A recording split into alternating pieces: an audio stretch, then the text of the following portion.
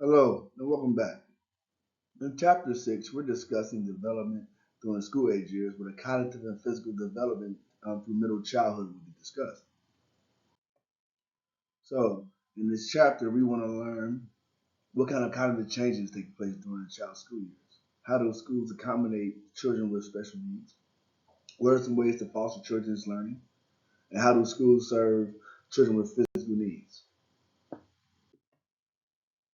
The objectives we want to learn are what are the distinguishing characteristics of thought during PAJ's concrete operational and formal operational stages, and how do children use strategies and monitoring to improve learning and remembering. Let's take a look at these objectives in the next couple slides. So, in the concrete operational stage, this is ages 7 to 11.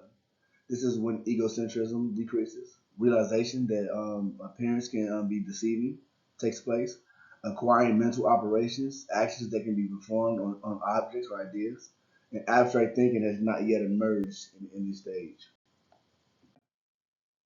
In the formal operational period, from this is ages 11 to adulthood, right, we start to apply psychological operations to abstract entities. Hypothetical thinking and abstract reasoning is developed. Deductive reasoning, making appropriate conclusions from facts, start to take place. We, we ask the question, how do children learn store information and retrieve it, right? Children begin to use basic strategies such as rehearsal. They learn other memory strategies as they get older, like organization, the way they structure information, elaboration, embellishing on information to make things more memorable, or to actually retain the information. Specific memory strategies are better from certain types of memory problems, right? For example, rehearsal from a string of numbers or outlining and reading a textbook, right? Children must choose strategies and determine whether or not it's effective for them, right? The phrase meta memory has been introduced here. A child intuitive understanding of memory, right, takes place. Metacognitive knowledge, knowledge of awareness and cognitive processes. Growth occurs rapidly in the elementary school years. Increased knowledge, perception, attention, intentions, knowledge, and thinking take place. Let's talk about aptitude, right?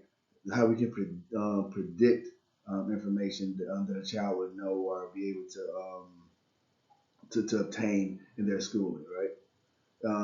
Some of the learning objectives in this section we're going to look at are what are the nature of intelligence? What are intelligence tests like? How do intelligence tests work? How do heredity and environmental influence intelligence? Why do we test for various different racial groups and ethnic groups, right?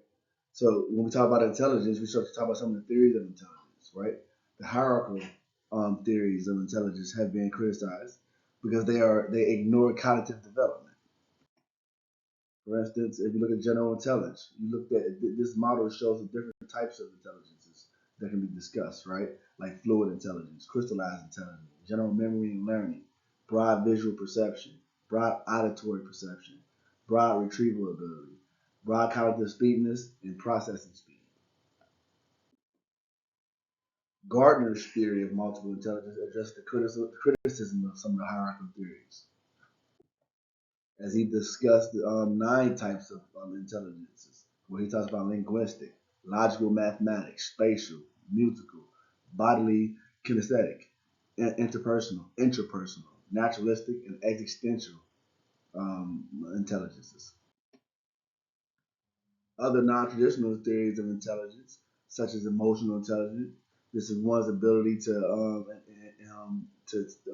one uses their own ability and others' emotions effectively to solve problems and achieve happiness. Sternberg's theory of successful intelligence uses the ability to achieve personal goals. He talks about analytic ability, creative ability, and practical ability. According to Sternberg, successful intelligence is realized in people's pursuit of goals. And goals differ amongst people's culture, right? Because again, culture is something that's embedded in us that we don't see, right? But it's things that we do and believe and is driven by our worldview, right? And successful intelligence in the same in North America and Africa is an African tribal community, right? That's a question we would ask. Would it be the same for both those different cultures, right? American intelligence test assess the intelligence that is valued in American societies. Renee and Simon developed an intelligence test to use in the early 20th centuries in French schools, right? We talked about mental age, which is in MA, the difficulty of problems a child could solve correctly, right? If a child can solve a problem, could solve problems of a mental age higher than his or her chronological age, they were considered bright, right, or gifted.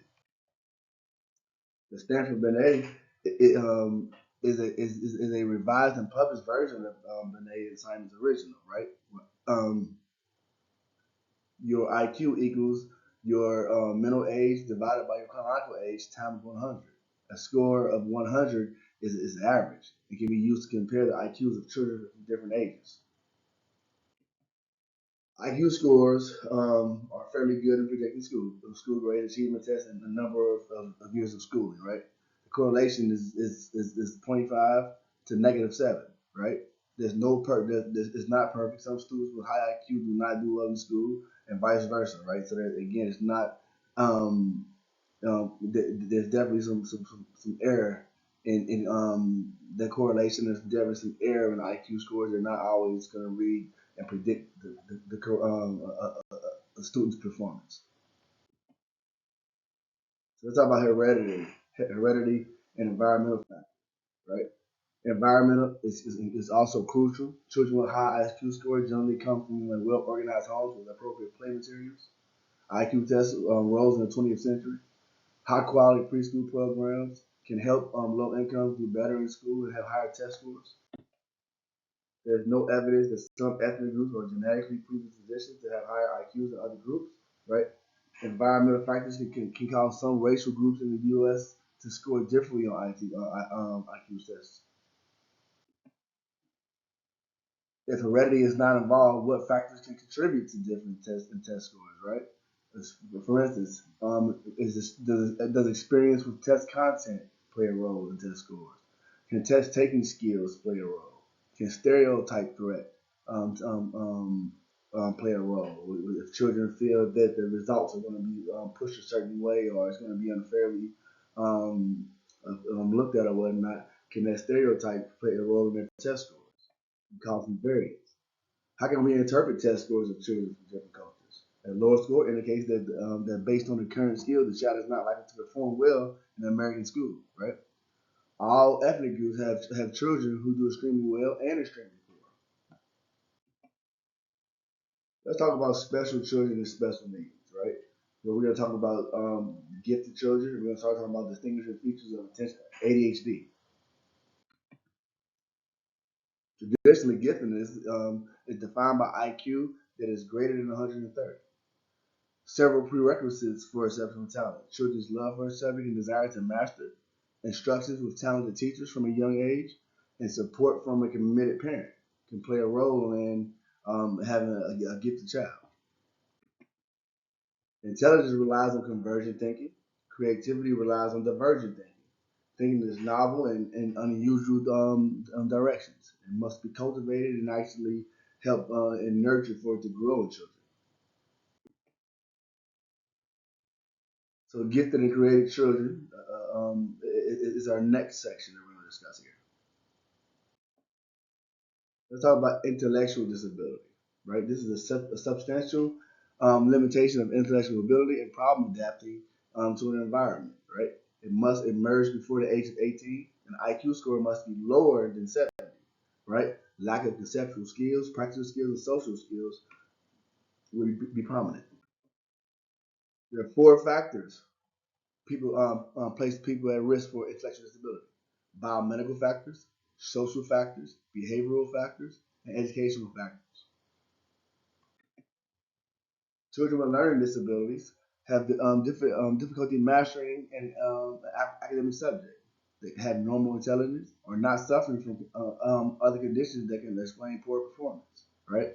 5% of American children have learning disabilities. Developmental dyslexia, impaired reading, comprehension, or mathematical learning disabilities. Approximately 3.5 of the children are diagnosed with ADHD. Boys outnumber the girls in terms of ADHD 3 to 1.